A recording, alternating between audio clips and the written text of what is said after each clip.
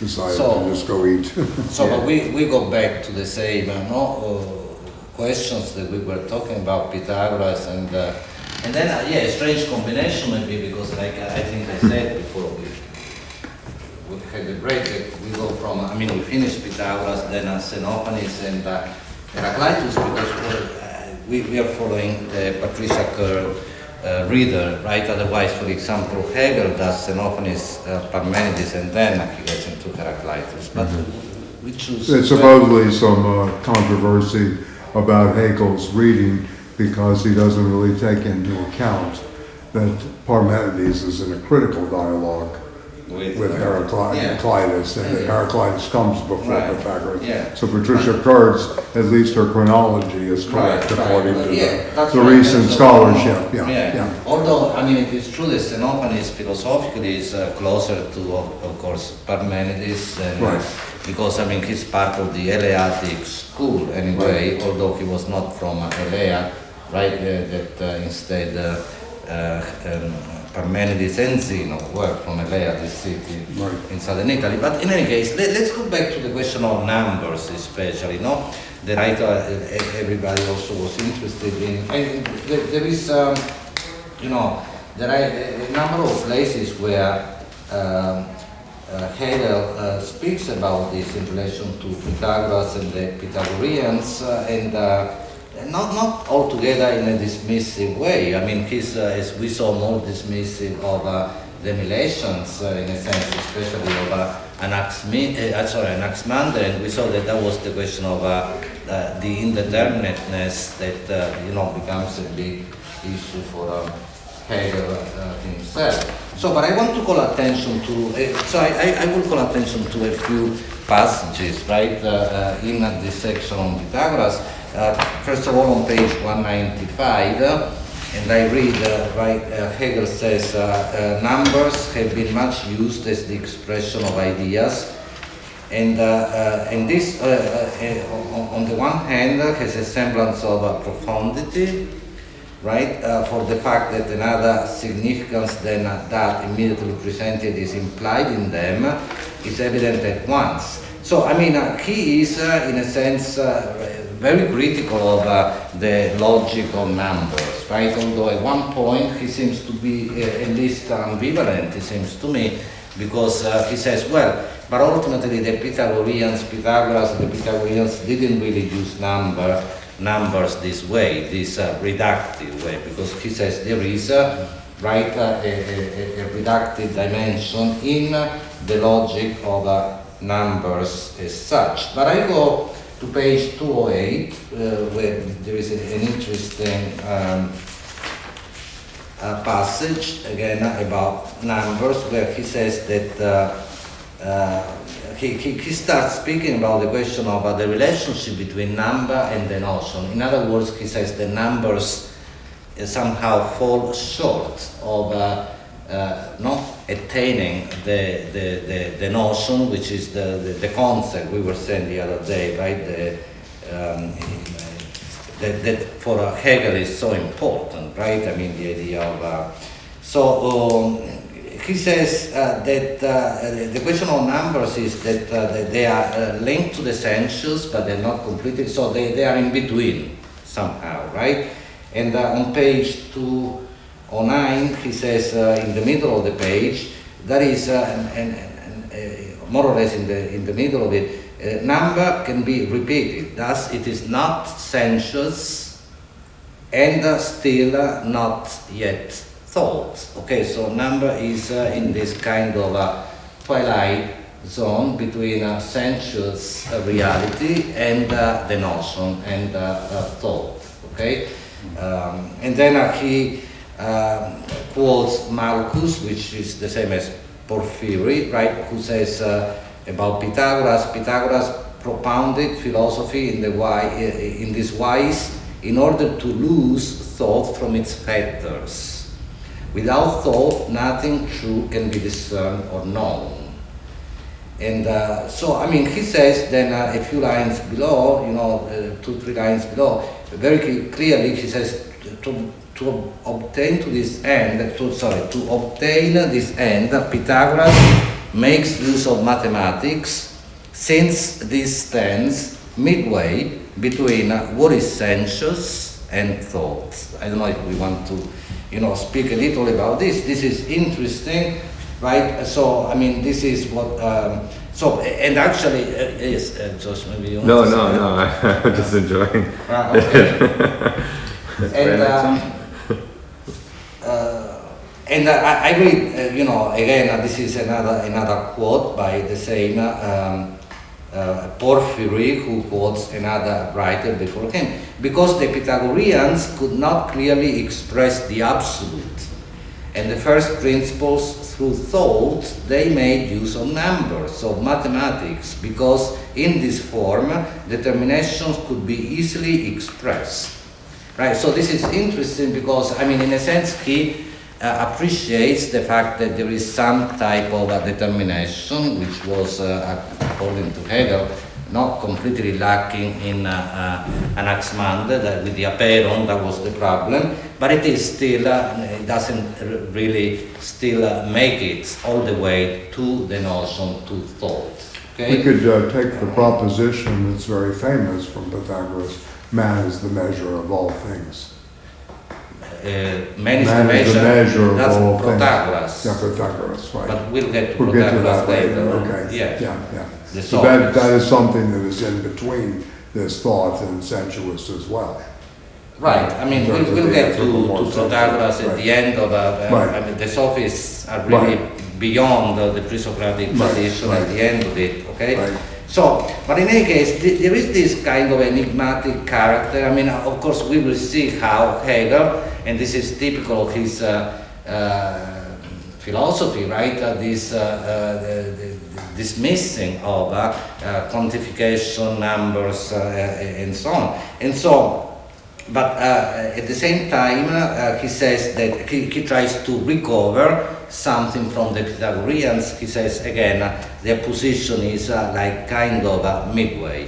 So he says this is on page 210, right? I mean, the further determinations of number, this is line 6, 7 from the top. The further determinations of number are only further combinations and repetitions of the one.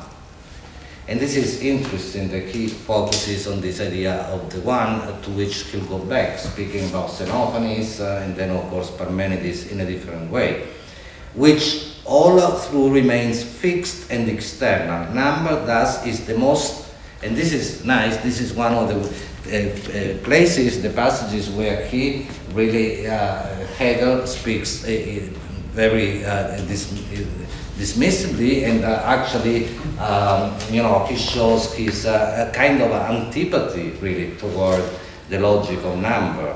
Right? He says it is what is it?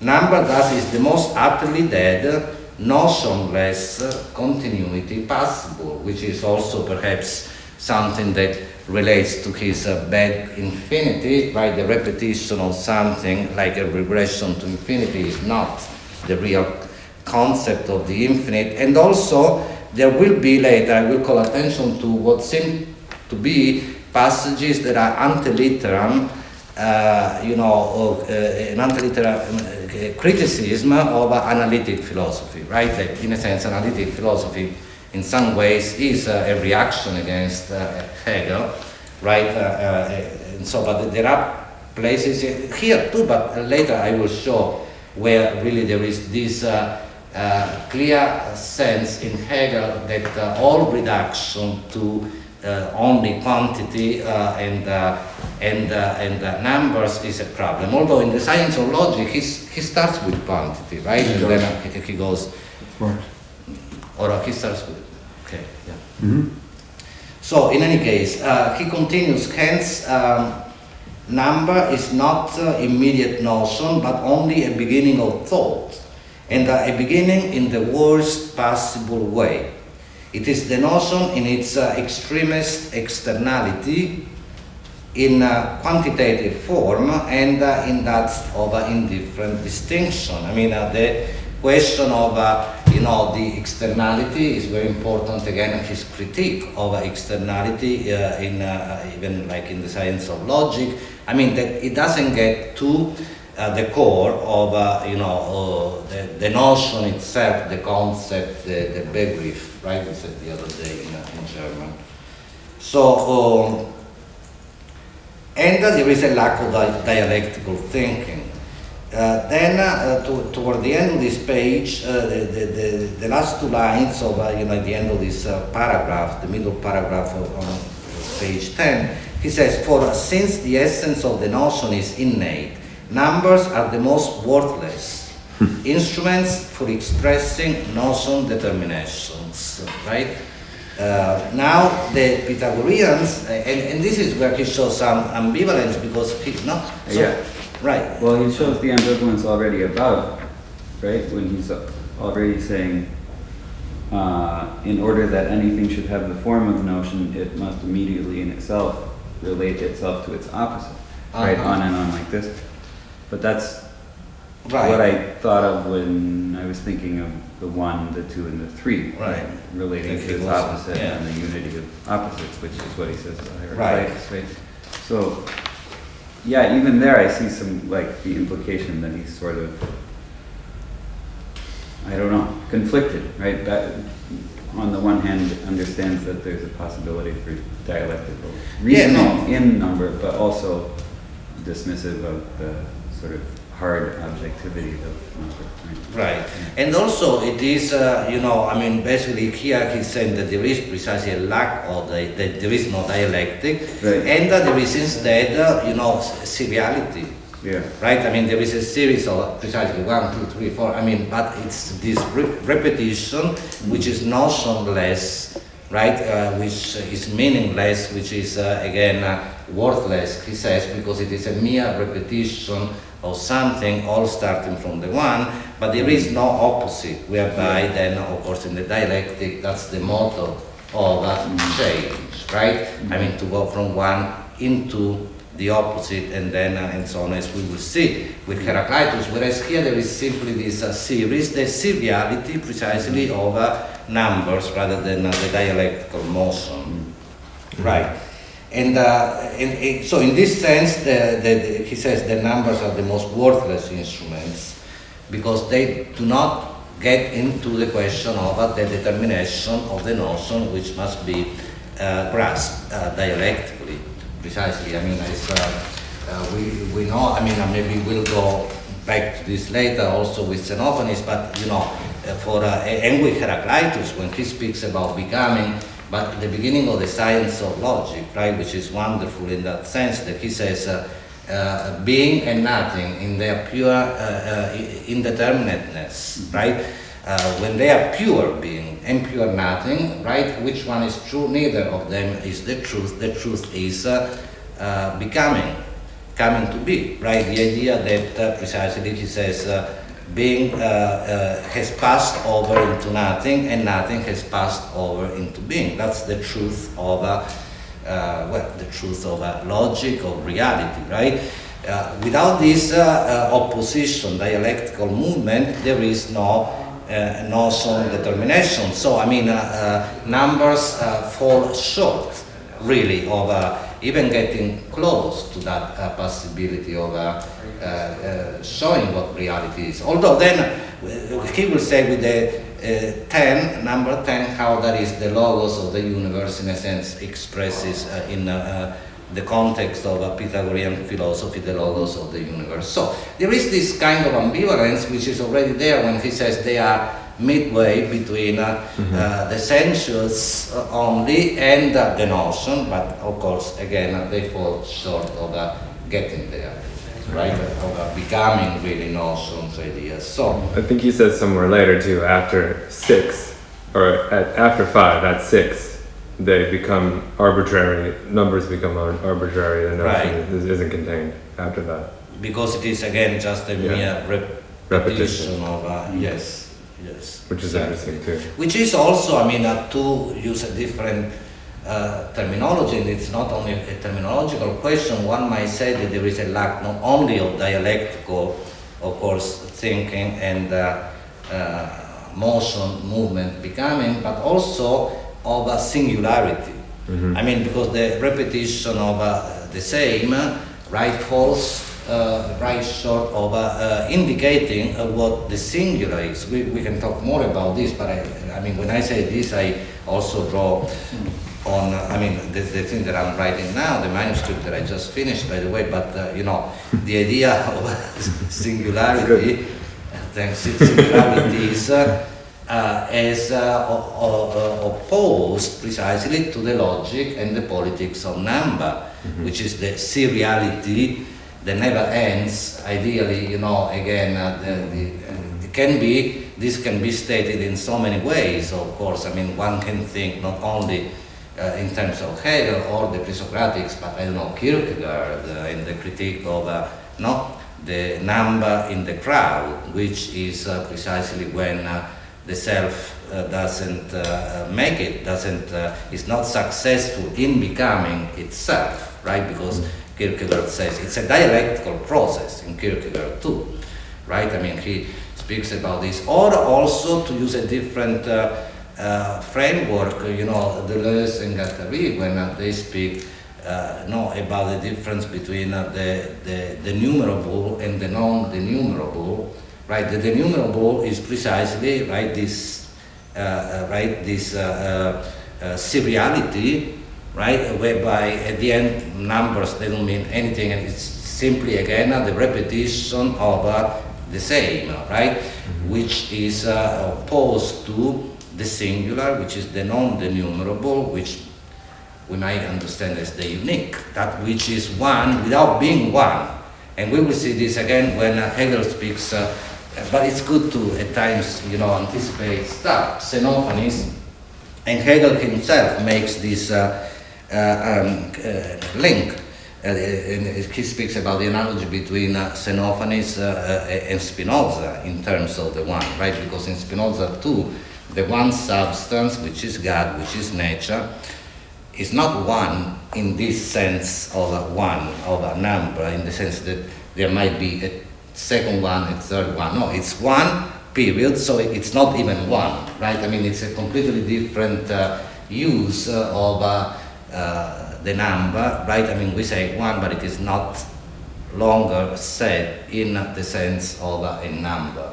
I know if that is, yeah. Yeah, I have a question. What is the relationship between the singularity and the common? Oh, and wow. how the common is not an expression of numbers, or there is no relationship Right. with them. Yeah, no, I mean, of course, that's a wonderful, very important question. I mean, I would say, you know, and we can speak so much about this, but I would say that singularity and the common, and this is something that I believe, for example, Paulo Virno also says in either the Grammar of the Multitude or in another essay on Simondon, they are the same ultimately. I mean, the singular is the expression at the threshold, I would like to say, because this is the way I work with it. At the threshold of the common, there is the singular, which is an expression of the common itself. I mean, one might say, maybe by simplifying, you know, that the common is all contained, in a sense, in the singular expression of it. Right, so, but they are connected in this way. And there is precisely this passage, the threshold, whereby there is something, let's say, that goes from the common into the singular. It is the common itself that is expressed in the singular, right? And so the singular is always already, one might say, common, and expressing the common. And this is really why the singular can be, as a concept, so fruitful in vis-a-vis, you know, what I'm doing in the book, a critique of individuality and the concept of the individual, right? Because the individual can be the number in the sense of the seriality of numbers, 1, 2, 3, 4, many individuals, the crowd, and so on and so forth. The singular cannot. And it is the singular that relates intimately to the common, which is in reality the common, right? And yeah, I mean, and of course in the singular there is this, what I call the gathering at the threshold of the singular and the common. There is this gathering of so many elements, so many individuals rather than individuals, can be the emotions and so on and so forth. But it is also the gathering, by the way, that as Heidegger told us last time, in Heraclitus, the logos, right, the gathering that we'll go back to as well, right? So this gathering at the threshold of the common is where precisely the singular takes on its form as the singular that it is, right? Which is the individuating process, right? Because the singular is what it is to be this, right? It is the individuation, right? I mean, in the tradition of philosophy, going back to even, of course, Duns Scotus and Simondon, then, right, we spoke about this in the first class, the question of individuation, whereby something becomes to be this rather than that. And the thisness of whatever it is, that's the singularity, right? Mm-hmm. And it is intimately linked, comes from the common, it expresses the common, is completely different from the individual, the many individuals that can be, the numerable, the serialized individuals that can be precisely numbered, right? And so you have a series of 1, 2, 3, the same. Yeah. Yeah. And so here with Pythagoras, there's a certain rigidness in the way it describes the principle of the world. Mm-hmm. Right, That doesn't allow for yeah. this, right? Which Right. wouldn't allow for this sort of flexibility and the sort of porousness Right, of the singular and the common. right. Yeah, Mhm. absolutely. So in any case, maybe we'll go back to this question of the singular and, in the threshold is important. Okay, so this was on page 10, really important, right? And then he says precisely, now the Pythagoreans did not accept numbers in this indifferent way, but as a notion.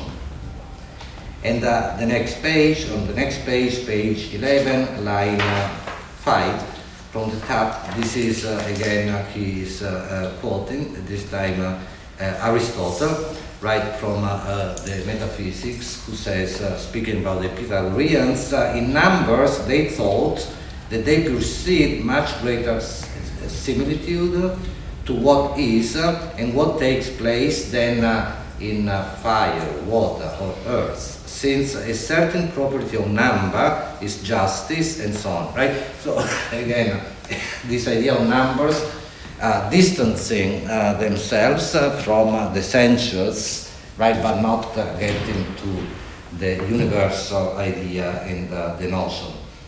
And then this is Hegel again, more or less in the middle of page 211, who says in the Pythagoreans we see the necessity for one enduring universal idea, a thought determination. And there are still so many passages in which he deals with numbers, and maybe we can, right, because we are not rushed, in any way to get to Heraclitus. We can go through some of them anyway. So he speaks of on page 12. When I call attention to the pages, is that clear? Yeah. 212.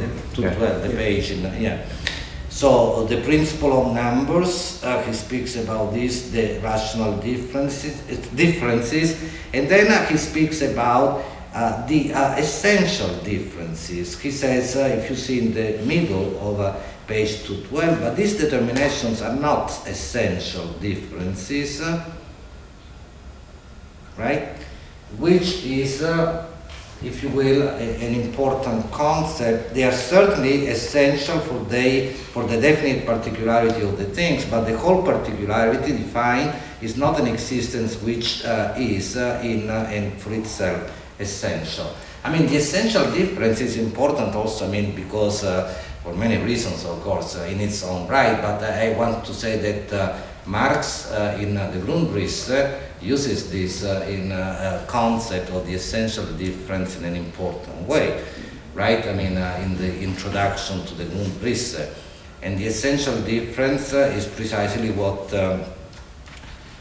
changes, right, the mode of production, that changes it in an essential way, because production otherwise has always been there, right? I mean, so that's the question in Marx, but what changes it is the essential difference of, such as, right, the capitalist specificity of right production as a mode of production. So, I mean, it is an important concept. Of course, it is difference, but difference which is not precisely marginal, which is not inessential, which is essential, which changes the essence of something, right?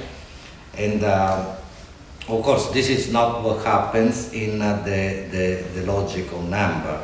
At the end of page 12, the bottom page 12, he says the Pythagoreans say that the first simple notion is unity, monas, and this will come back with the one in Xenophanes and so on, not the discrete multifarious arithmetic one.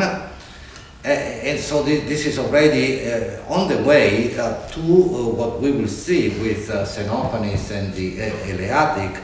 Precisely, it's not the arithmetic one, whereby then right, that is followed by 2, 3, and so on and so forth, but identity as continuity and positivity, the entirely universal essence, right? So here he of course praises the Pythagoreans, right? I mean, they almost, one might say, succeed in expressing the notion, or what Hegel calls the notion, I mean the universal essence, yes.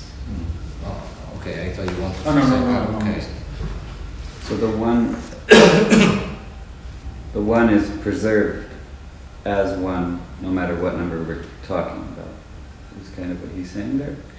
That it is not the one, like he says, not the discrete arithmetic one, but identity as continuity, right? Mm-hmm. So it is this almost a concept that, if you will, approaches that of singularity that I was speaking about before. I mean, you can say the uniqueness of this, which is not, you cannot repeat it, right? I mean, because otherwise, again, it's not, which is given by precisely the essential difference. Essential difference is another way of speaking of precisely, you know, individuation. I mean, what makes this? I mean, there must be an essential difference whereby two things that are almost the same, that resemble each other very much, almost completely, but there is something whereby this is this and that is that, right? That's individuation, and it is the essential difference that makes something the something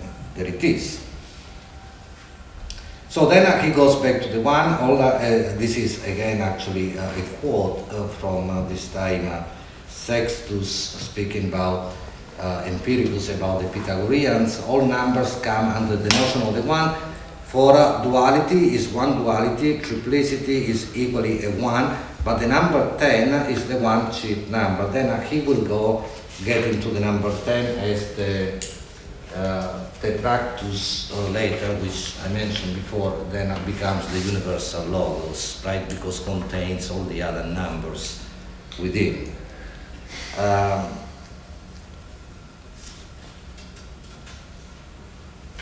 So maybe then let me call attention to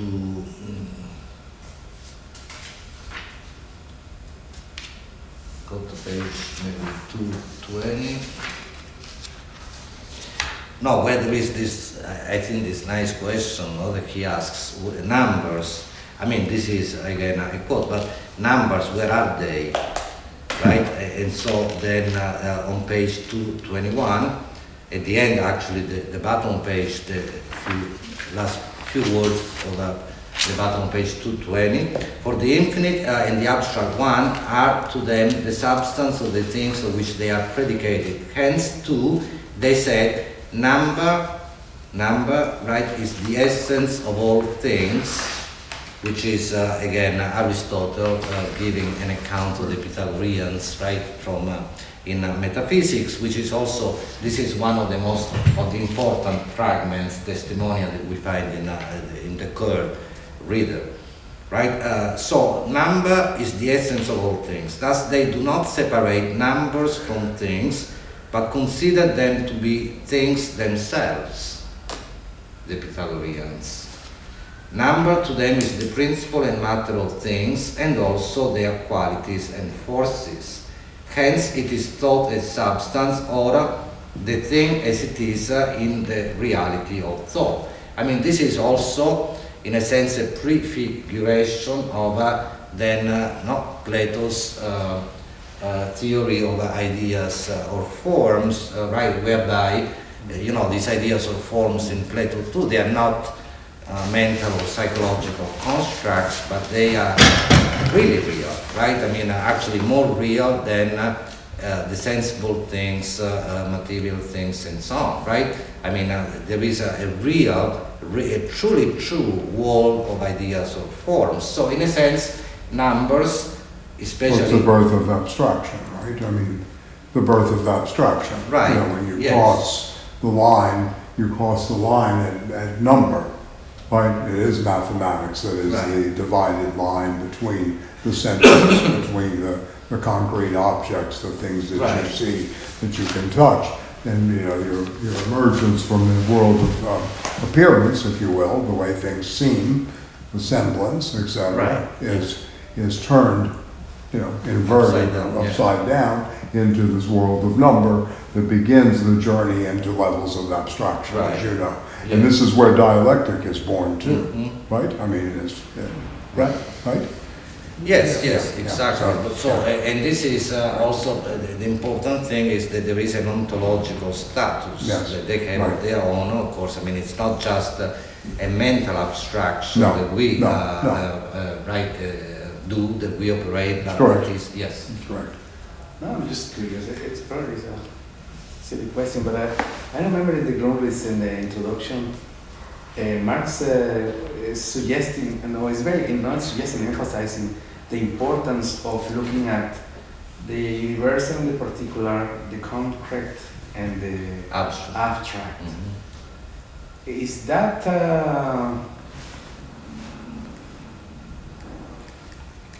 what is the relation? I mean, is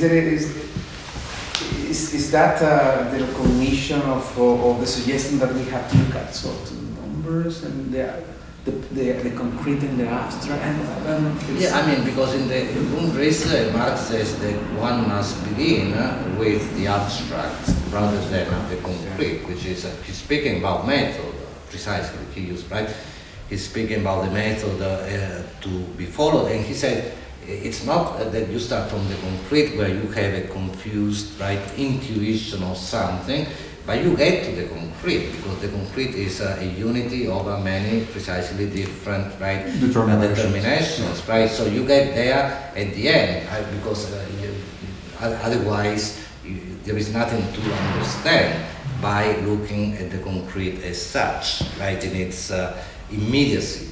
Right, so one starts from the abstraction, and of course then there is also the dialectical process of mediation, whereby then you get to the concrete with some type of understanding, precisely. I don't know if this is what meant. I guess I was trying to see if there was a reference in some way, or can be referred to the concretest numbers as well. No, it's not. The concretest number, in the sense that we are looking at, like this quote from Aristotle, that Hegel is, he's quoting Aristotle when, the idea here is that very clearly, he says number, not only is number the essence of all things, but they are, things themselves. Right, so they do not separate numbers from things, but consider them to be things themselves. So, I mean, again, not things in their sensuous, precisely form of appearance, right? And this is why there is this kind of midway, I don't know, this situation whereby numbers for Hegel are not completely sensuous, but they don't get to the highest, if you will, abstraction of the idea, but it is, it's this, they are real things, right? I mean, so, yeah. No, I don't know if this addresses. But the idea in the Grundrisse that's a great moment that he says, we begin from the abstract and then get to the concrete, right? Right. Yeah. And we never fully get to the concrete. Never fully. We're still in levels of abstraction. We're not even touching the base of something that Adorno really understood very well in the negative dialectic. We're still in the frozen tundra, if you will, at the level of abstraction. We're still always going through those processes. So I think it's best to think of this as processional rather than that you hit a point A from the abstraction to a B concretization. It's always processional that's going on, right? And it continues. It's a very open-ended process, right? Right, but that is also because, that calls forth also other, issues of both metaphysics, ontology, but also epistemology and the idea that the concrete ultimately always necessarily escapes us in terms of both language and then logic, thought, right? When we think about something, it is in this about that we really, if you will, position ourselves. There's something that we are thinking about is not there in the process of thinking itself. Just like when I speak about something, there's something about which I speak is not there. The wonderful exercise for this would be René Magritte's painting, This Is Not a Pipe, and Michel Foucault's little book on it, right? So this is not a pipe, right? We know the painting or the pipe, what? Precisely, yes, because of course then I do this with my students every time when I begin the semester. What is this? I show on the smart board a pipe. Then the painting, I just show a picture of the pipe. What is this? Everybody would say, yeah, of course, a pipe. Then we realize we made the wrong assumption because, of course, it's not a pipe, it's a picture of an image of a representation of the pipe and so on and so forth. Very interesting exercise. But not only this. What then Foucault problematizes in his book is how do we know that the statement, this is not a pipe, relates to the image of the pipe above. They are both in the canvas. There is no indication whatsoever. So this, more than even I who? Well, it's self-referential, it depends on who's speaking. But this is even more complex than that, because this what? And this, which is such a simple word, becomes so interesting because it is, philosophically, is the word for individuation as such, thisness and so on. This what exactly? So what is not a pipe? Like, what does this refer to?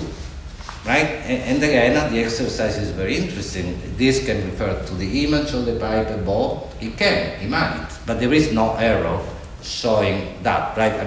This must be right? If I say this is a desk, okay, everybody agrees. What's against any kind of correspondence theory of truth or correlation is really being dismantled. Because it is a must. I can't help but think of this statement I read. I think this guy, I don't know who wrote it, so I don't want to be wrong, but about Russian, the Russian poets in the early 1900s, who sought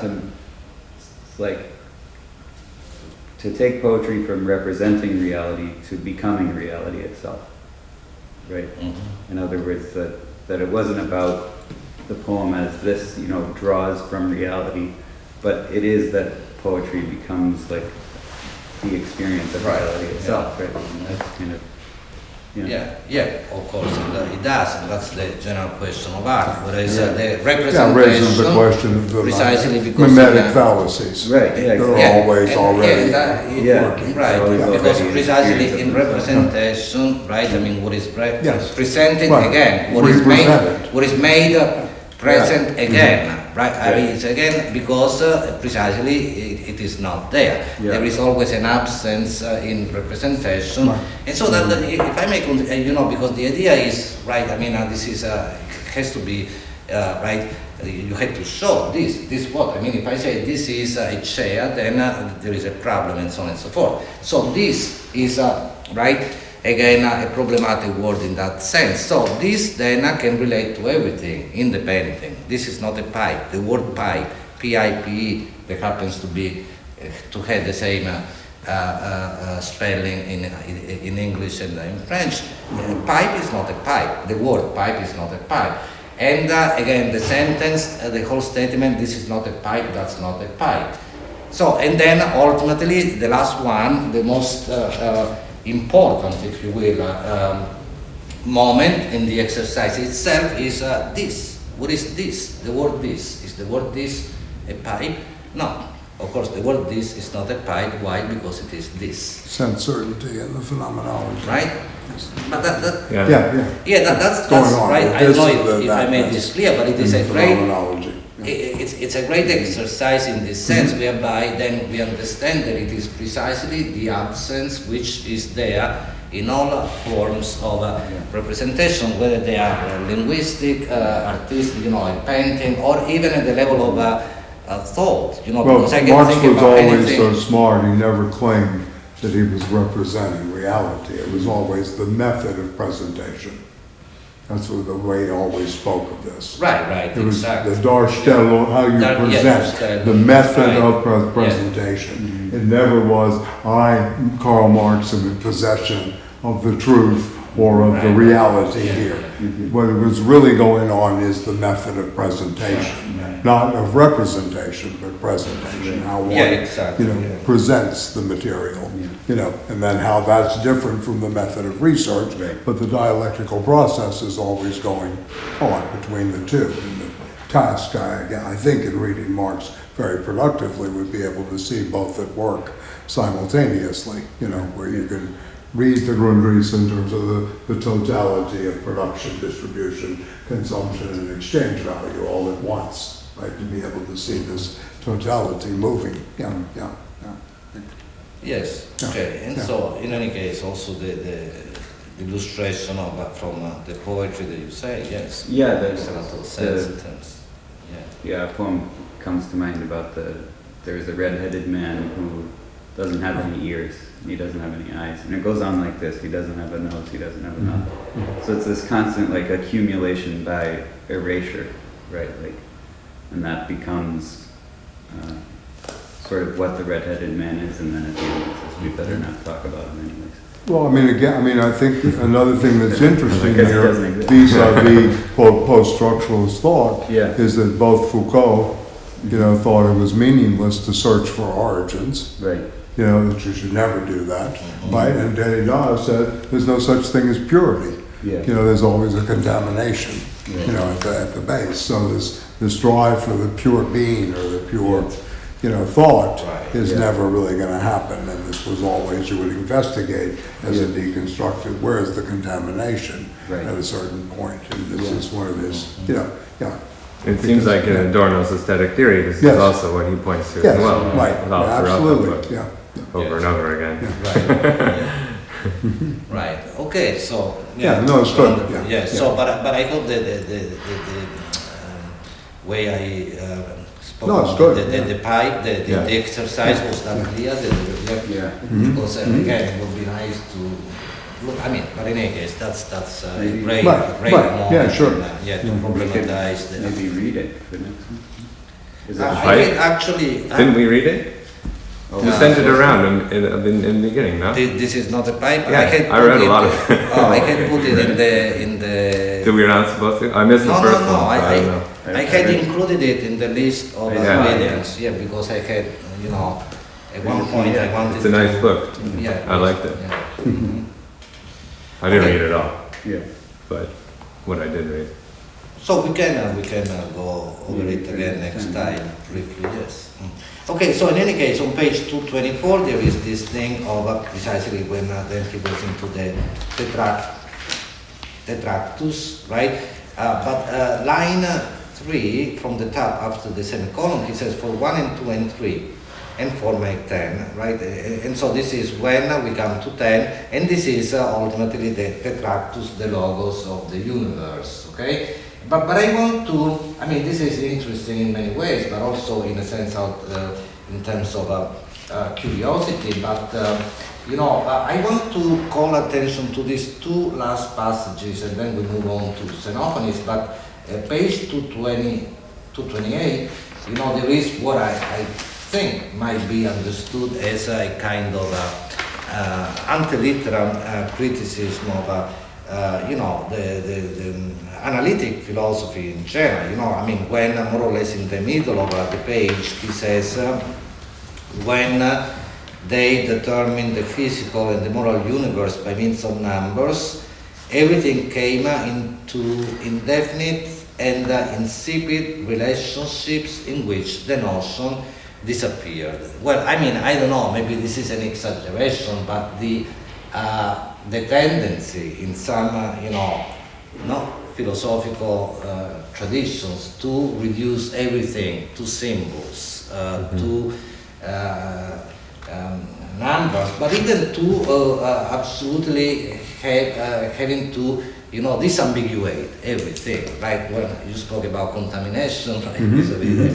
You cannot disambiguate everything completely, right? Then everything becomes insipid, right? I mean, as he says, everything came into indefinite and insipid relationships in which the notion disappears, right? I mean, there is no notion anymore, no philosophy anymore, no thinking anymore very often, right? You seem possible, It just seems a little harsh. Yeah.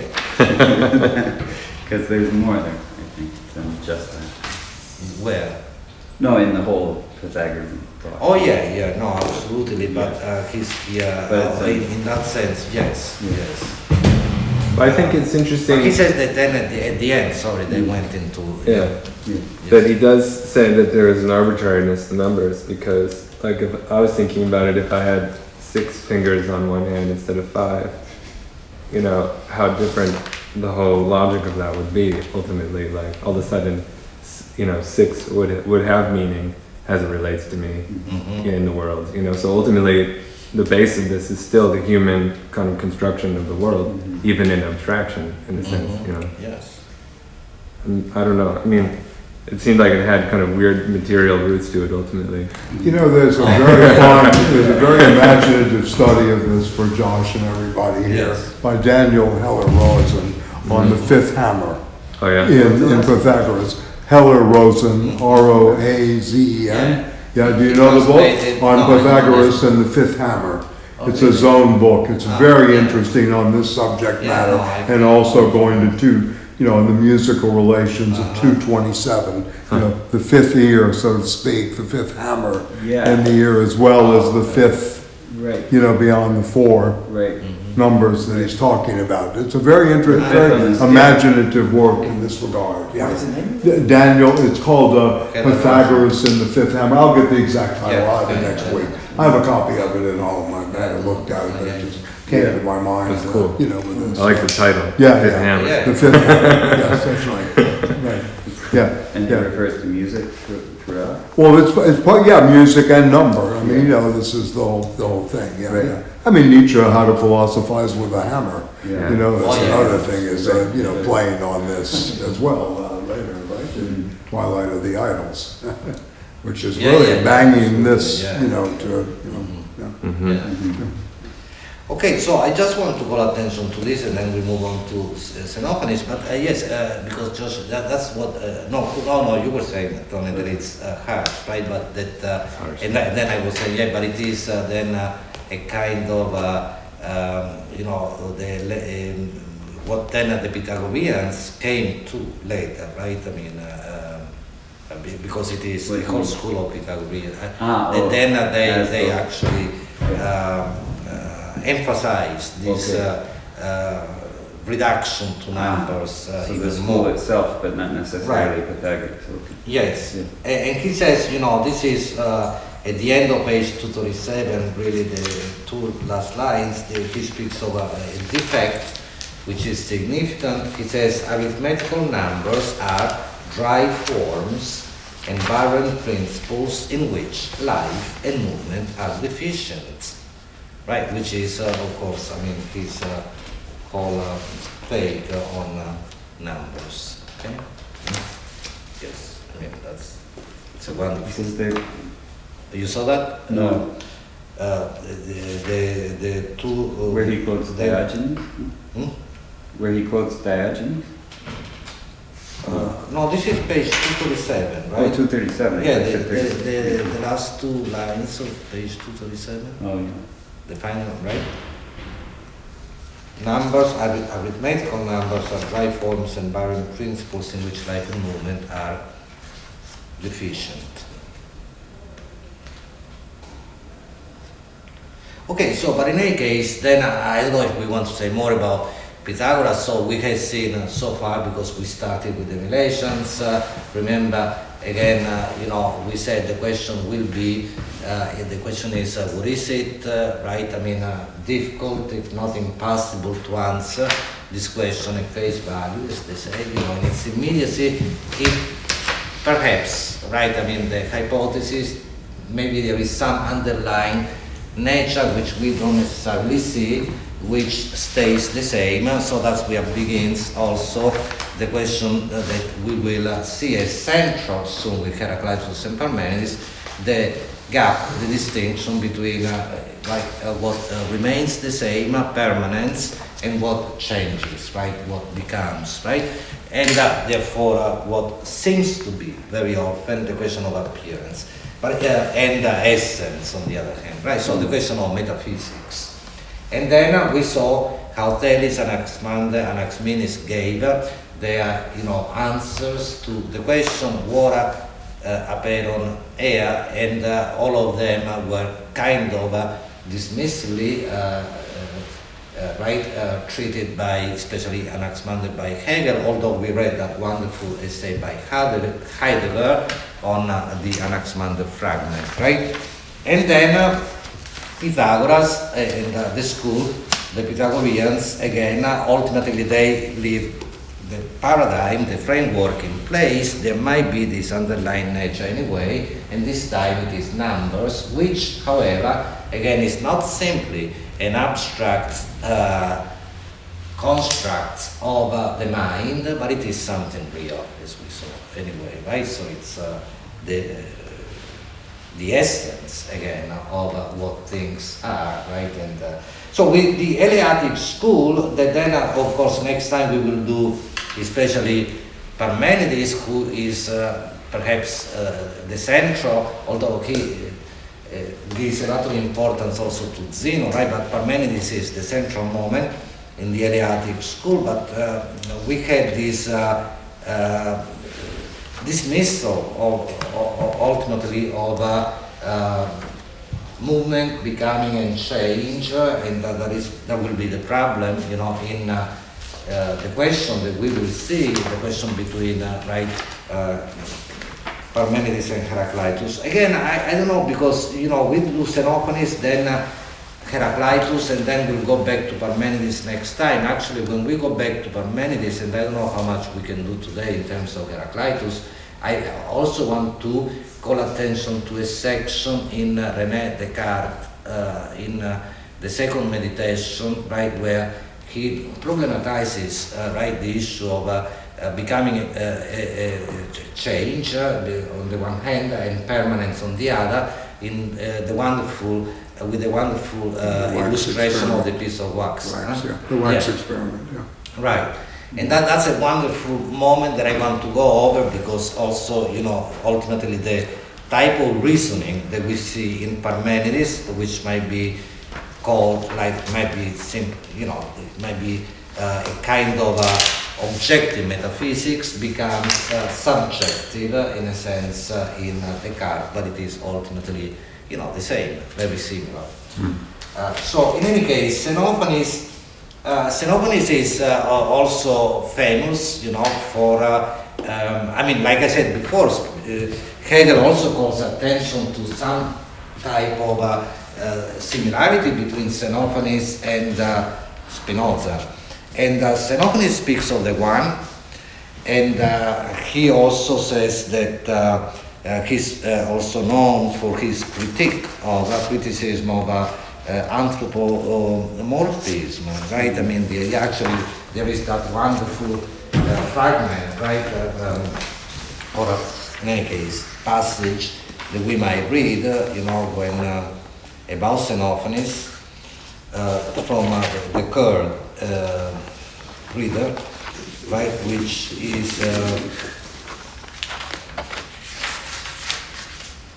so in a sense he's already not concerned very much with the question, the typical, right, traditional question of Pre-Socratic philosophy, what is it? But there is this critique. If you go to page 34 of the Kurd book, fragment 8, passage 8, let's say, and then from Clement, and 9, especially 9.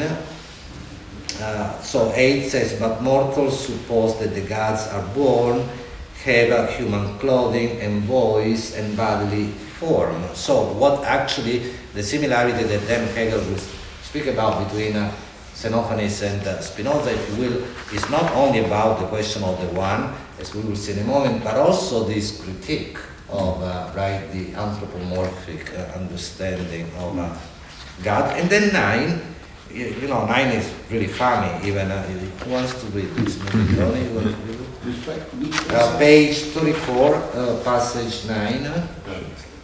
Ethiopians? Mine's going to be phrased a little different. Also, you have a different edition. Yeah, because the next thing that it says is Ethiopians say their gods are. Oh yeah, that too. Okay, this is 5. Okay, read this one, and then 9. And then the oxen and horses? Yes. Okay. Horses. Ethiopians say that their gods are flat-nosed and dark. Thracians say that theirs are blue-eyed and red-haired. If oxen and horses and lions had hands and were able to draw with their hands and do the same things as men, horses would draw the shapes of gods to look like horses, and oxen to look like oxen, and each would make the gods' bodies have the same shape as they themselves had. Okay, so and there is also this kind of relativism at the level of epistemology and so on. So these are the elements, in a sense, that we can, then I will get into look at what Hegel says as well. But these are some of the important passages about Xenophanes 13. I'm sorry, at least in my, you had the same. You want to read 13? Which one is it? Sorry. 13 on page 35. One God. Yeah. One God, greatest among gods and men, not all like mortals in form of thought. Okay, so we will see what Hegel also says about this, but this one God is not necessary, I mean, it's not at all, it is here that there is already an analogy with Spinoza, whereby this God is also, nature, as Spinoza will say. So, greatest among gods and men, right? So it's not really God in the typical traditional sense of So, and then maybe we want to read 29, and then we go to Hegel's 29. Fragment or rather passage 29 is from Aristotle, right? Aristotle's Metaphysics. Anyone wants to read this? I have to find it. We don't have it. In Oh, you don't the have earlier it? edition. Okay. What It's not in the earlier We have edition. one that says. Some declare the universe to be. No, you don't have the one? No. You? No, this one's I still have about it. the God Oh, No. you do? Yeah. You want to read? going on. Yeah.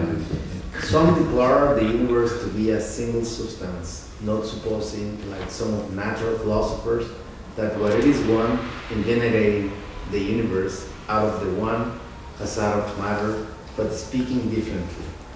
For the others add change, since they generate the universe, but these people say it is unchangeable. Xenophanes, who was the first of these to preach monism, Parmenides is said to have been his student, made nothing clear, but looking off to the whole heaven, he declares that the one is God. Okay. Yeah, okay, that's Aristotle on Xenophanes, maybe a bit dismissive, or Xenophanes made nothing clear, but again, there is this idea of the one, which is, to go now to the Hegel section on Xenophanes, he says, for example, on page 243, already, or 242 already, he speaks about,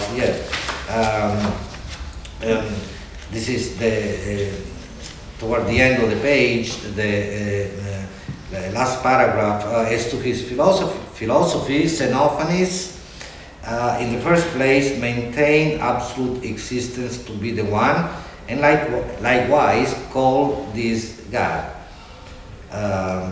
unchangeable, without beginning, and so on and so forth. These are traits that we will see in Parmenides as well.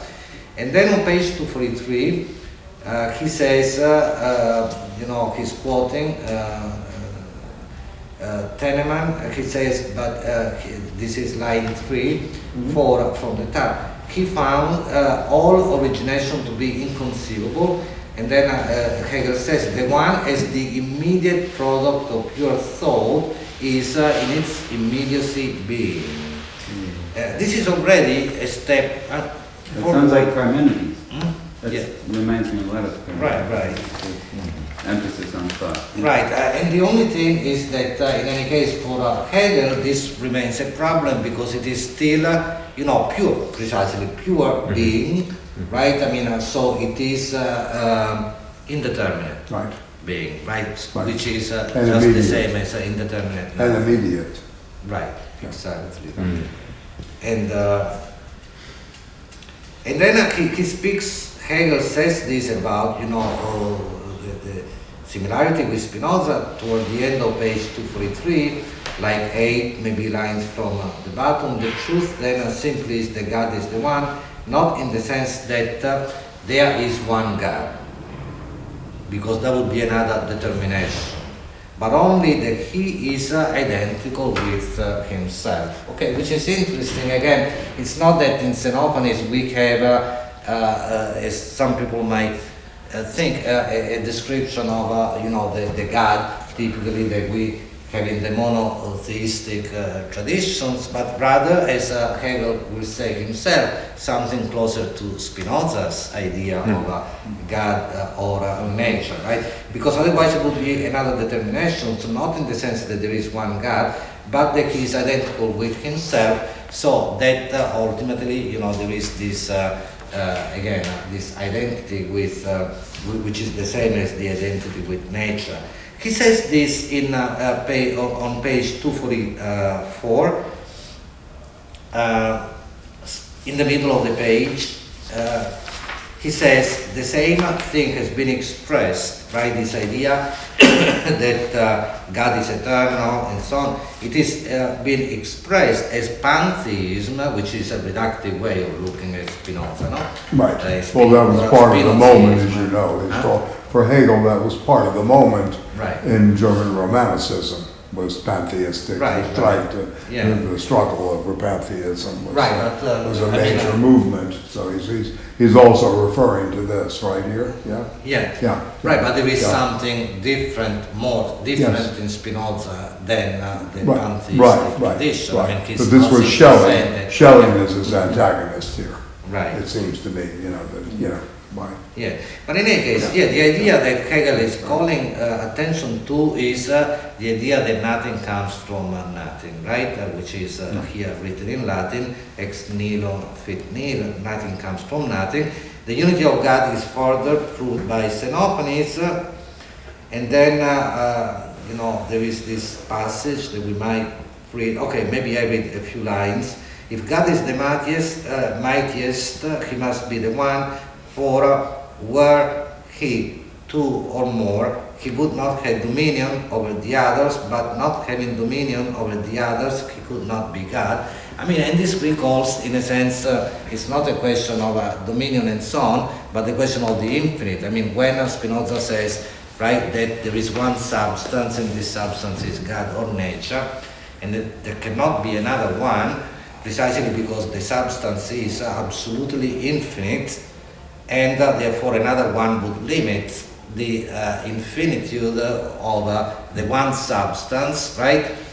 So it is the very important question in philosophy of the relationship between the infinite and the finite, but certainly you can't, and there is a wonderful passage in Spinoza's Ethics about this, how he very logically explains how precisely you can't have another one, because otherwise, right, then you would either have two absolutely infinite substances, which is impossible, or the infinite substance would cease to be, which is also impossible because, you know, it's not contrary to its definition. So, in any case, that's Spinoza, but it is already here, you know, in Xenophanes, and then even more so in other ways in Parmenides.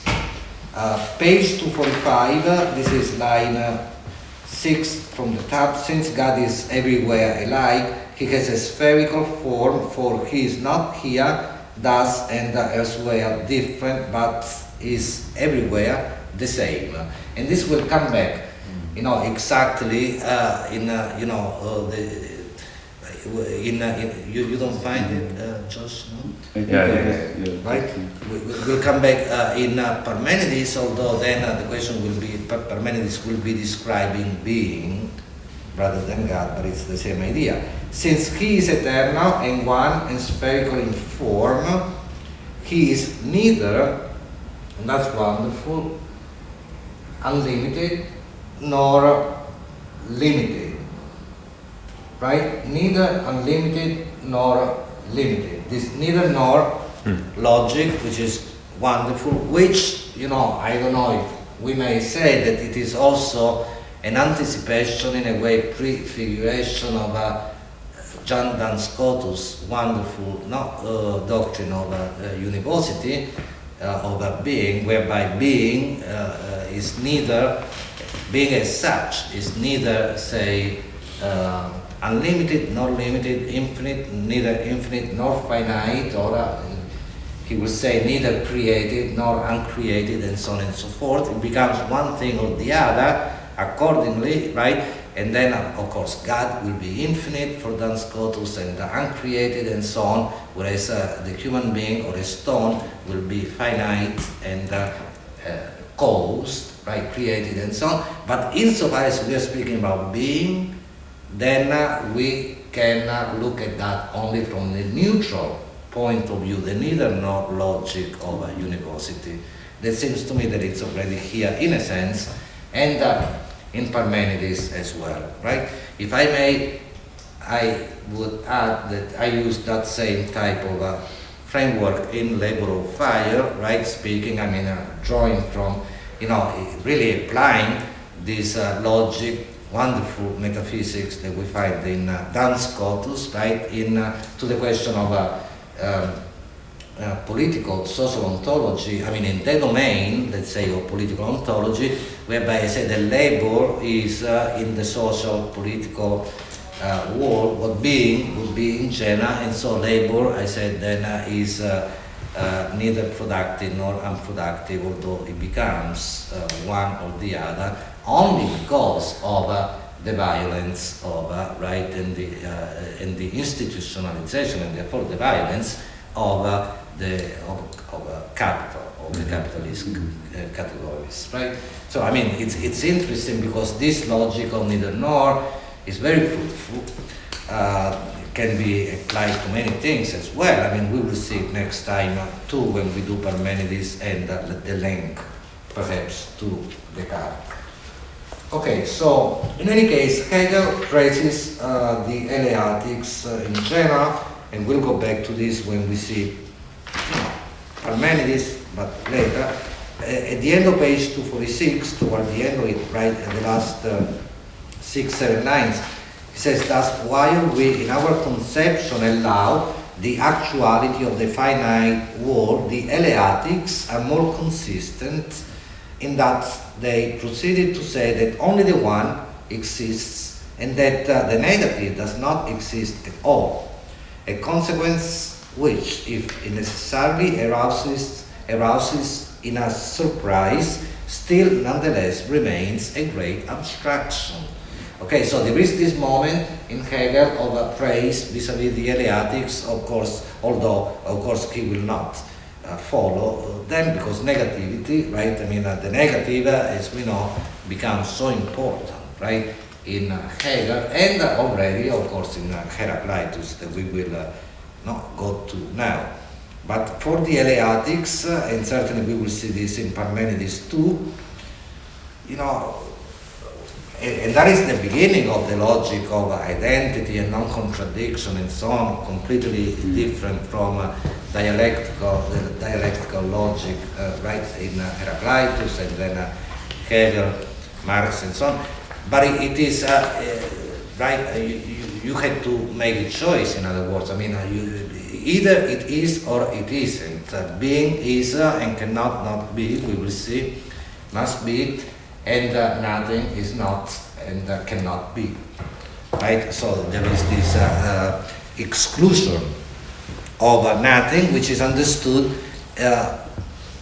in the Eleatic by the Eleatics, starting with Xenophanes and then Parmenides and Zeno as absolute nothing, right? Then we will see that later there is a recovery of the idea of nothing, which is already, of course, there in Heraclitus, but at the end of the Pre-Socratic tradition with the Sophists, we will see that we can have, if you will, we can put it this way, two concepts of nothing, absolute nothing, which cannot be, and relative nothing, which will become very important right, for the atomists, right, the void. Okay, so, but in any case, maybe we can start Heraclitus, which is there too. I mean, there is so much, actually, so rich, right? And I don't know how much we do of Heraclitus today, but next time we will, I mean, it's actually good, nice to perhaps contrast also, not Heraclitus and Parmenides.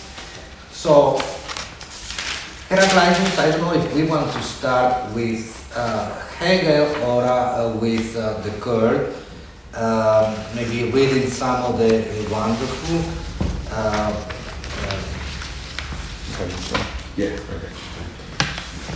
fragments of past Heraclitus. But maybe I just say this, that on page 278, The dialectic. right, toward the end, right, that he says, Heraclitus, this is what, 5 lines from maybe the bottom 6, Heraclitus at least understands the absolute as just this process of precisely the dialectic. The dialectic is thus threefold. Josh, you also said that you particularly like that, no? I liked it because it clarified for me that the objective moment is the dialectical moment. Mm-hmm. I don't know why it made it very simple in this sentence, that's all. The dialectical principle. Right, yeah. Yeah. When the completion of the dialectic. Yes, the principle. Right, the principle. The principle. Yeah, and let's maybe see just this, first paragraph on page 279, then maybe we do, we read some of Heraclitus, I mean from the Kurd, the passages about Heraclitus, and then we come back to Hegel later. So, but this is, I read from line 2, actually, Okay. from 279 of Hegel's, right?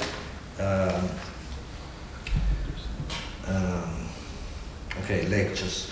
So, he says the advance requisite and made by Heraclitus is the progression from being as the first immediate thought that we already saw in Xenophanes in a sense, to the category of becoming as the second. This is the first concrete, the absolute as as in it, the unity of opposites. Thus, with Heraclitus, the philosophic idea is to be met with in its speculative form. The reasoning of Parmenides and Zeno in abstract understanding. We will see Parmenides and Zeno later. So Heraclitus was thus universally esteemed a deep philosopher, and even was decried as such. Actually, he calls Heraclitus deep thinking Heraclitus in the Science of Logic. Actually, I saw that there is another new recent translation of the Science of Logic in which they translate this deep thinking with profound. Di Giovanni from Montreal. Yeah. Right. It was in to McGill. 2010. Yeah. You know? McGill. Yeah, I know. Yeah. Right. And then there are some differences. It's a Cambridge edition. Right. A new edition. Yeah. So Giovanni, he's retired. Wait, what from, did he? What's the McGill. distinction that he makes? Di Giovanni. Yeah. Okay. Like deep thought. it's I can send Deep and profound. Okay. He says profound, Profound, deep he uses thinking, but profound. Which is the it's same word online. in Spanish, right? No? Profundo. Profundo in Spanish. Yeah, it's deep, so it's... Yes, no, Oh. it is the same. In Italian too? Mhm, yeah. Oh, okay. Yeah, but just the deep thinking seems, deep Yeah. thinking Heraclitus, but it's nice, right? Yeah. But profound too. But in any case, it's online. There is I can send the Okay, link. cool. So here we see land, he says, and it is here that Hegel says there is no proposition of Heraclitus which I cannot adopt it in my logic, which is by something. Right? And actually, I spoke a little about the logic, but maybe because this is really, before we get into Heraclitus with Patricia Curd, with the reader, this is really what he does. I mean, I didn't want to bring the whole science of logic, right? So, but the beginning, right, chapter 1 is being. Can I read a little from the science of logic? Right. Being, pure being, without any further determination, right? Bestimmung, right? Period. That's the first sentence, right? In its indeterminate immediacy, it is equal only to itself, which is what we saw with Xenophanes, right? This identity with God, with itself. Then for Parmenides will be of being, self-identity, right? And sorry.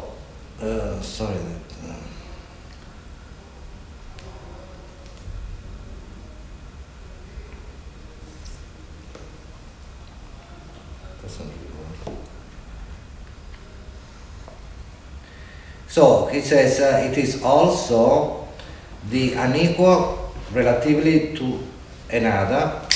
It has no diversity within. I thought it was going to be easier, but I took a picture of this, but.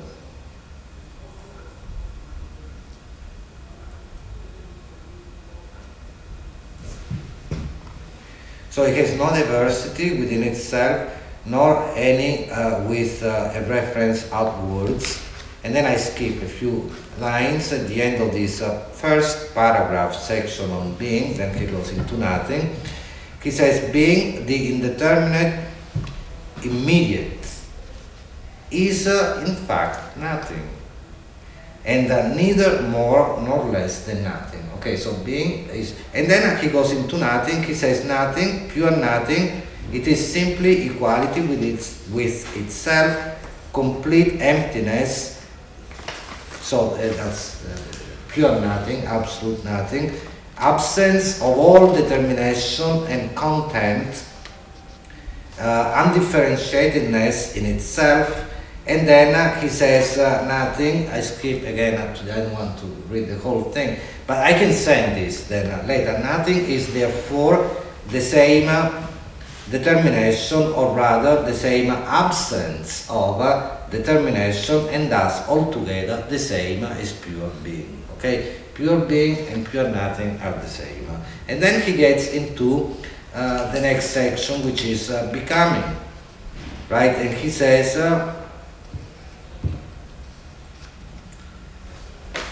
becoming, right, unity of being and nothing. That's what becoming is. Pure being and pure nothing are therefore the same.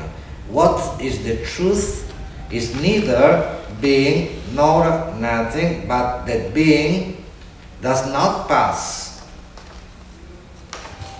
I mean, he's saying, you know, that being, it's not that being passes over into nothing, but that it has passed over.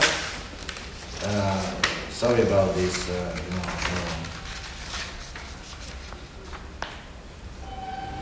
It's okay, but you know, page 282, he kind of, explicates what you're reading from the Science of Logic in the history of philosophy book, when he talks about the logical principle. Right. In Heraclitus. Go ahead, I'm just saying. He explicates I mean, it's not that it passes very over, but has clearly. passed over into nothing and nothing into being. Right. And then I skip a few lines, and then he says, speaks about this question of the vanishing mediation.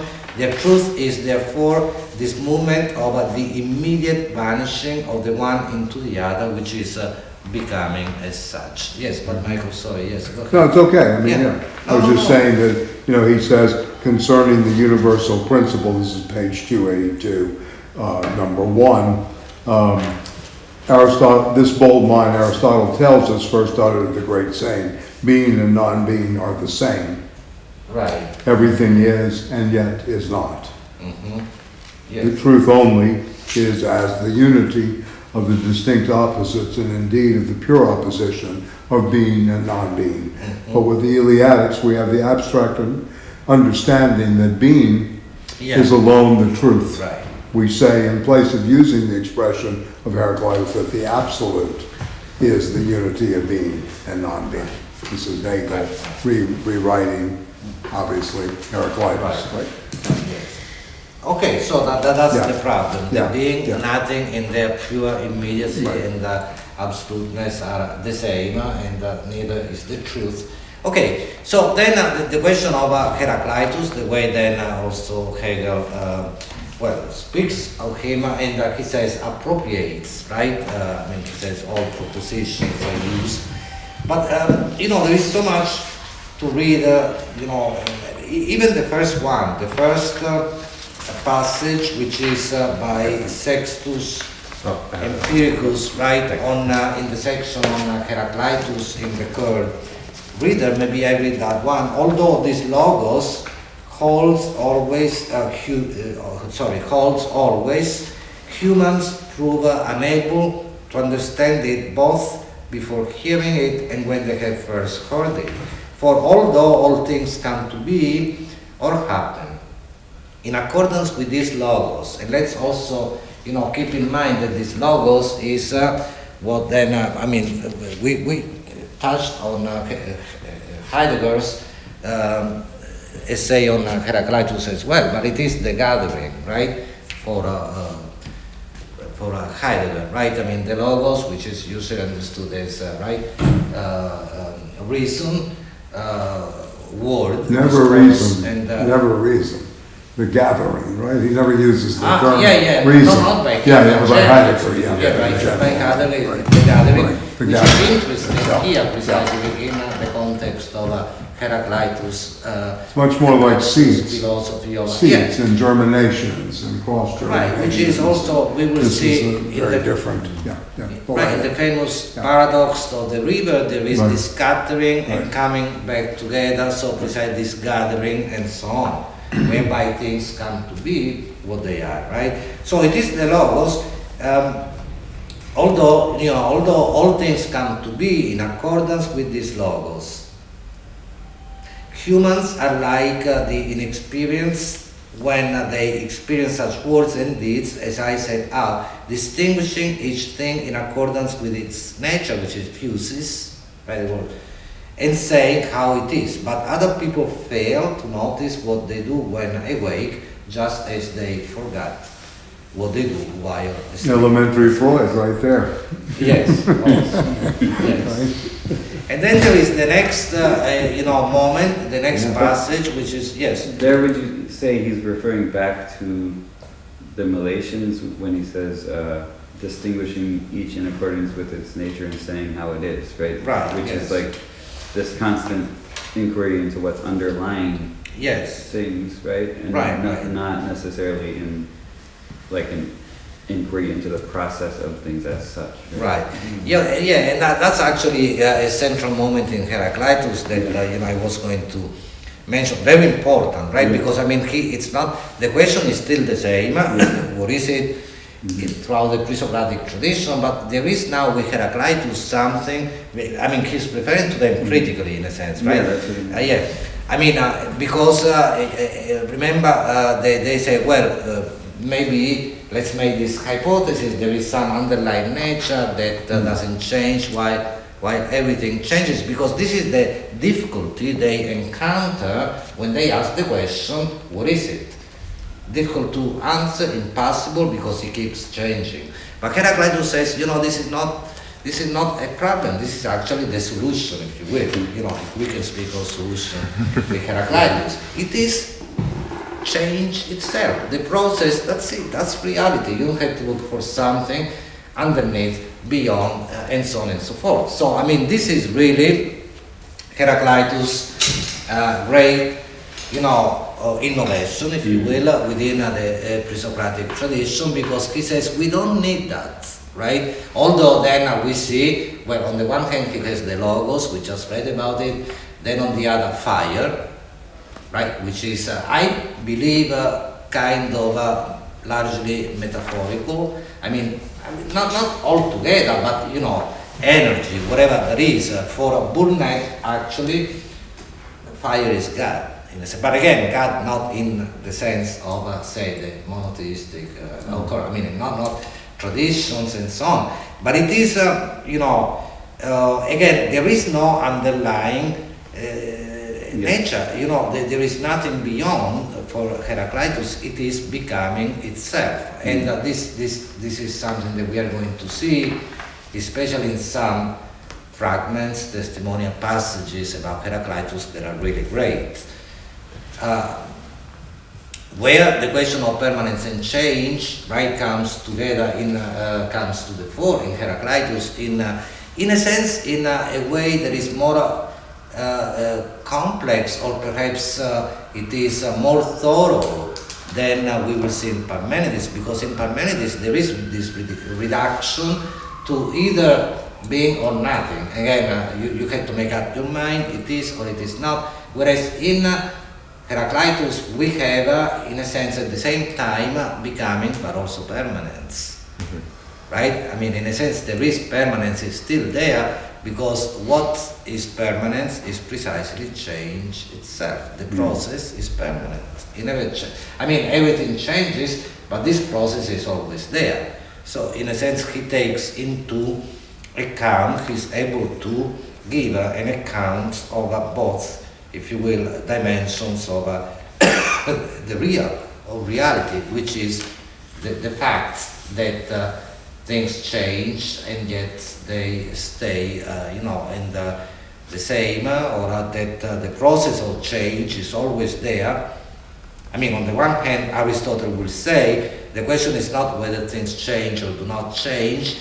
Things change in some respects and they do not change in others. But besides this, the fact that things change in some respects and they, right, I'm not the same as I was 5 years ago, I will not be the same as I will be in 5 years, but in addition to this, that change as such, as a process of, if you will, individuation, the individuating process never stops.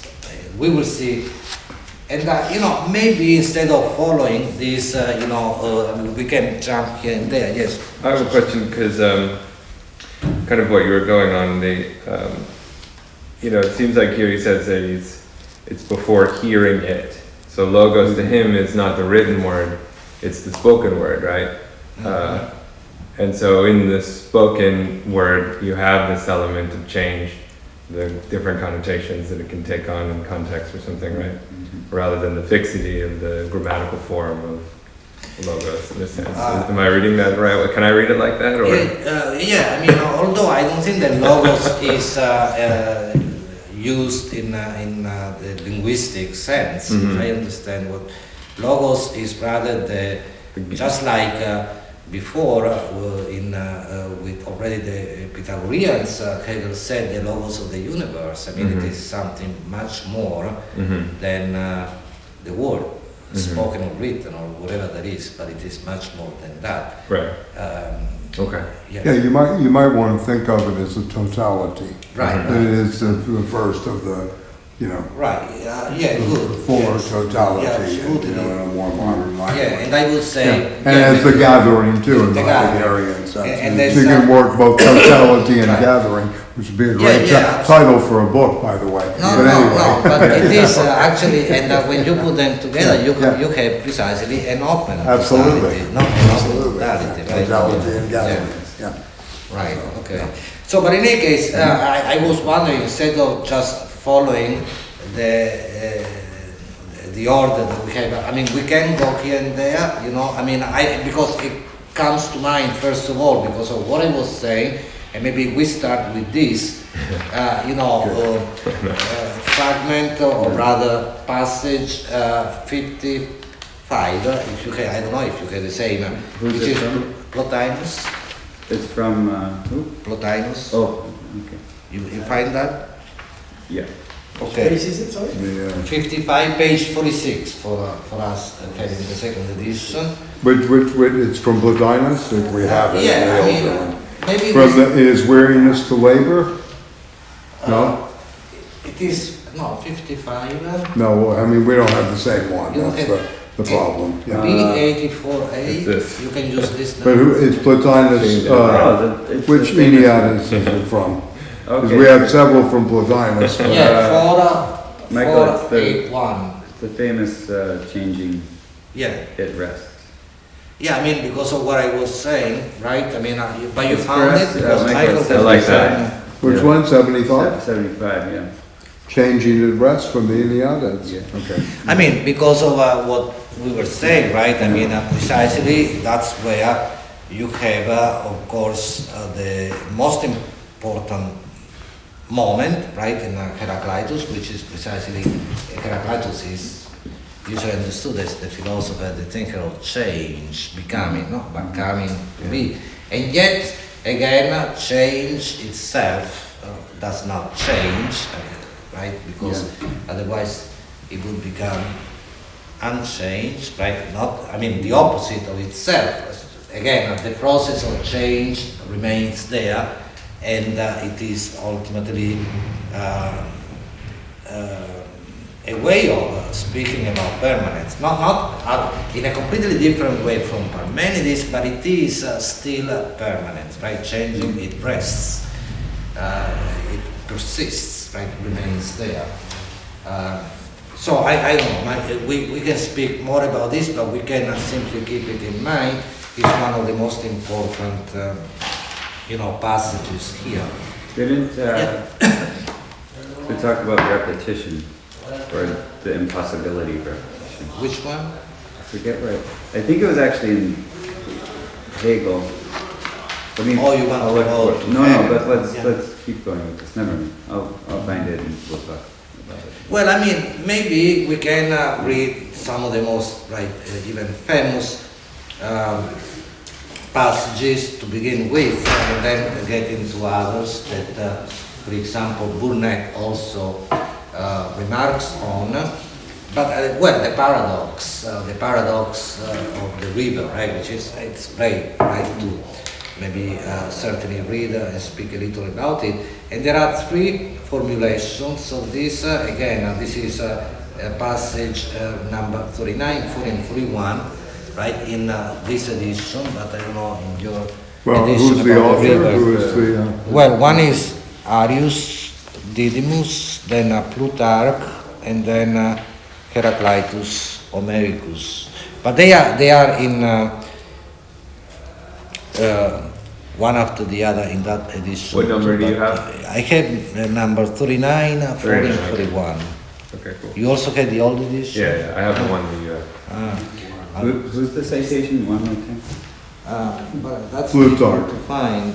One is Which Plutarch? From where? The Lives? Plutarch Or, on or the E at Delphi? Yeah. The E at Delphi. It's 62 in the B91. in the one. Yeah, 62. Okay.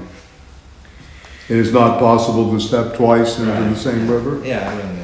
It scatters. Well, I mean, and- so in any case, he says first, right, the first formulation of this is upon those who step into the same rivers, different and again different waters flow, right? I mean, of course, in the river, everything flows anyway, panta-rei, right, everything flows for Heraclitus, but then it is not possible to step twice, that's right, into the same river, it scatters and gathers, if you will, right? And comes together, it approaches and recedes, right? Yeah. But this is the thing that I forget where I read it, but it said you can't step into the same river once. Yeah. It's not twice.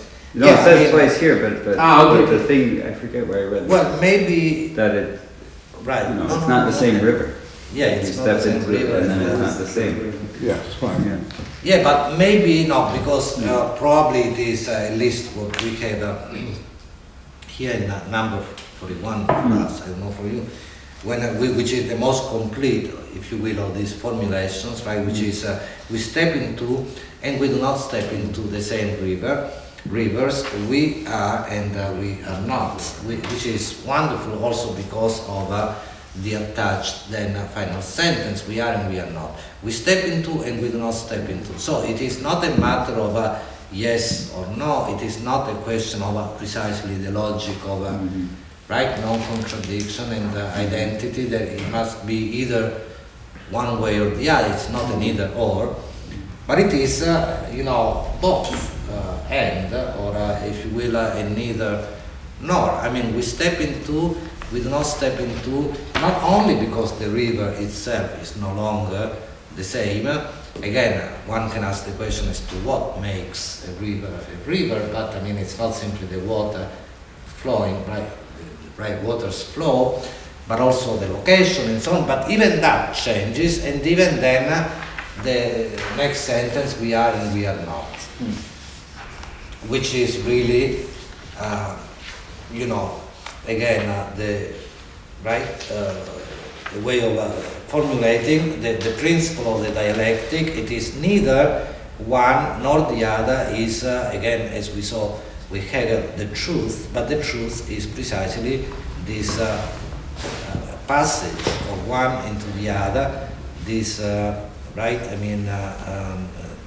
coming to be, becoming, right? I mean, we are and we are not. I don't know if we want to speak more about this, but it is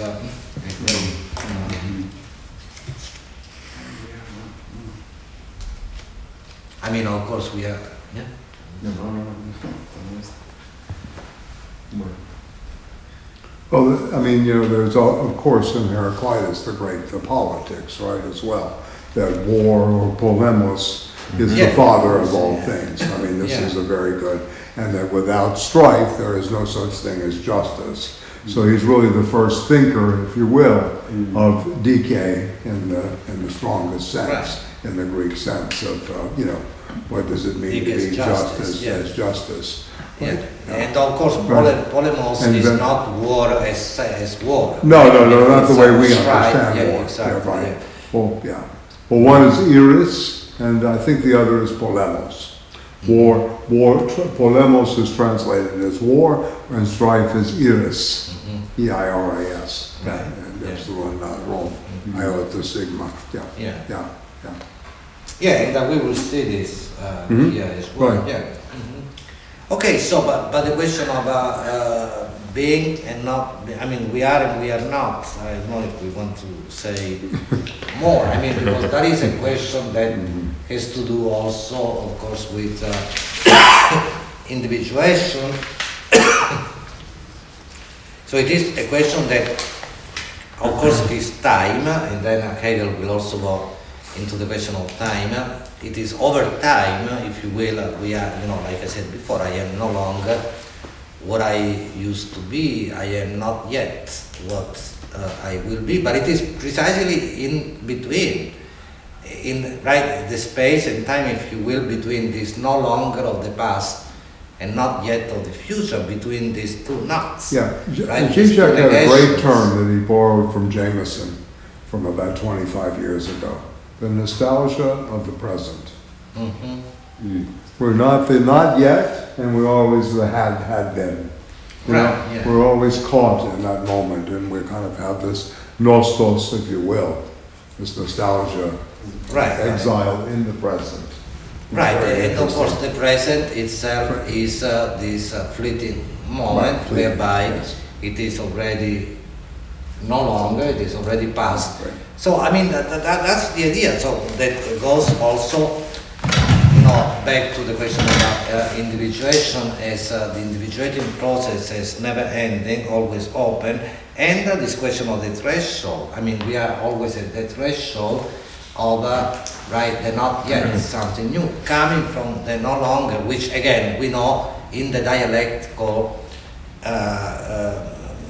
logic that of course Hegel makes then very clear with the idea of a sublation, right, the Aufhebung, the idea that the negation, therefore the past negated, the negation is still contained within, right, included in the new position, right? Right.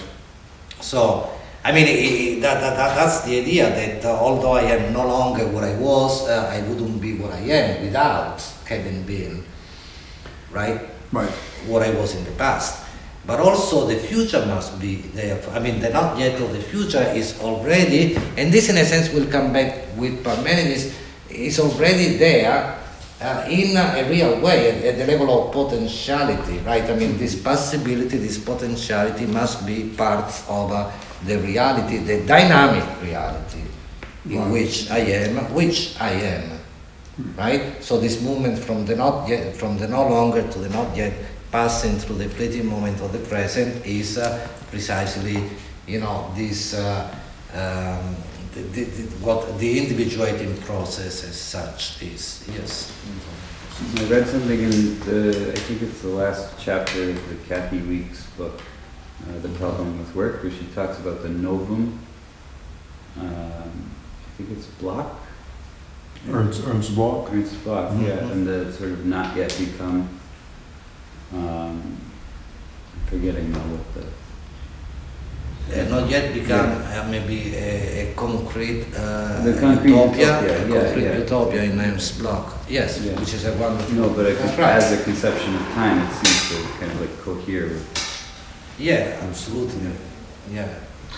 I was thinking when, maybe like, I don't know what you think about this, but I was reading this passage that says the most beautiful cosmos is a pile of things poured out at random. It's kind of like, That's the best. mine is 78, it's B124. Yes. That was a very beautiful way, and also it's true, right? Who's the author, Josh? Xenophanes. Theophrastus, Aristotle's pupil. Yeah. Yes. Yeah. Yeah, that's right. Mhm. Yes. Is a kind of a description, sort of an aesthetic description maybe of this Right. being and not being in a Yeah. sense Absolutely. together. Yeah. I thought of John Cage. I think I told you that. Which one? No, the most beautiful arrangement, the same one. Mhm. Yeah. And the aleatory sort of. Like, Yeah. You can't determine it in advance, right? Yeah, It's in doing it that you figure out what it is. right. Yeah. Yes. You want to say more about that? Yeah. Well, it's also that it's that the most beautiful cosmos is a pile. So it is a pile, but also poured out at random. So it's both the pile and the random. Yes. I don't know. That's just a nice idea and Yeah. a beautiful image. Yeah, absolutely. Yeah, which, yes.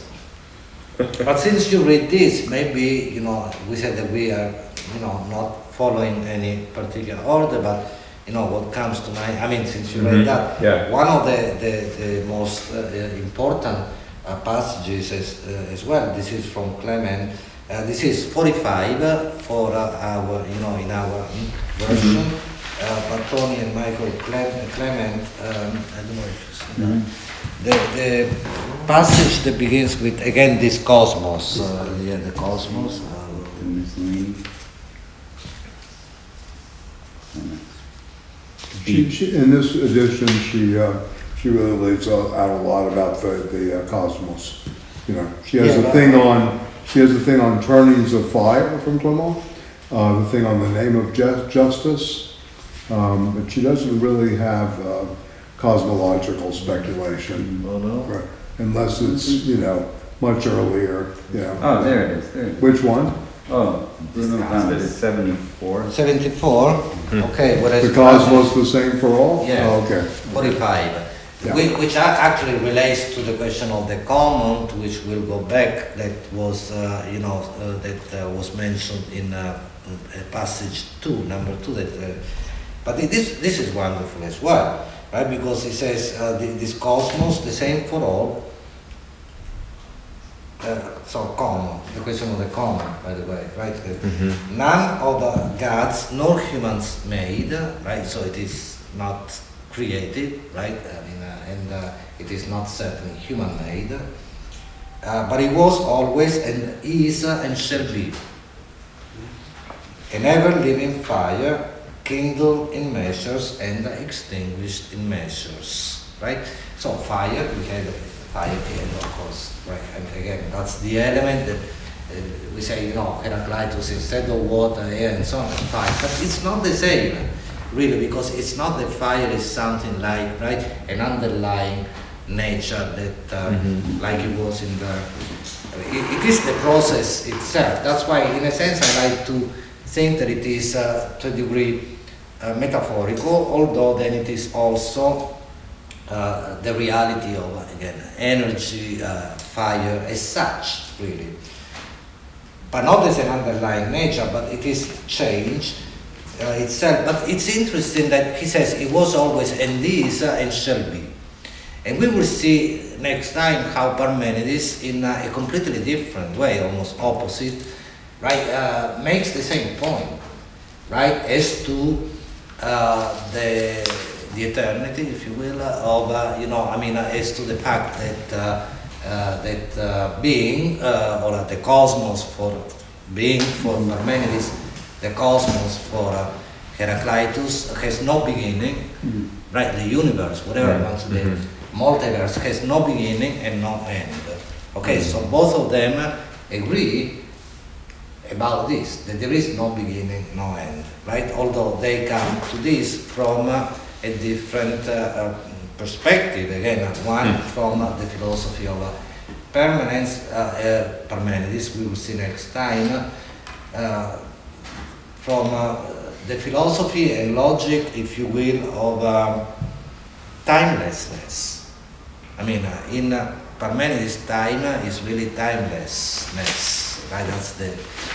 And here, time as the time of now, as we saw, but this time of now is, right, to be understood in this context of, right, the no longer, and the never-ending, constant movement between, from the no longer to, of the past to the not yet of the future.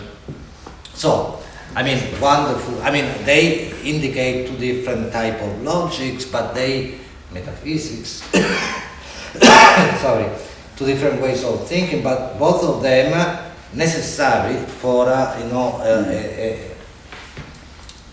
complete, if you will, understanding of reality, right, or the open totality, which is interesting because it's not only in logic, but in language too, especially in some languages. And in a sense, no, in English we are lucky because we have the tenses, right, in grammar, right, that not all languages have the same, right, but the tenses, I mean, and by the way, in English, right, the distinction between tense and time, right, I mean, it's important that in other languages you have one word, right, word tense and time, but there are two concepts, two realities, right?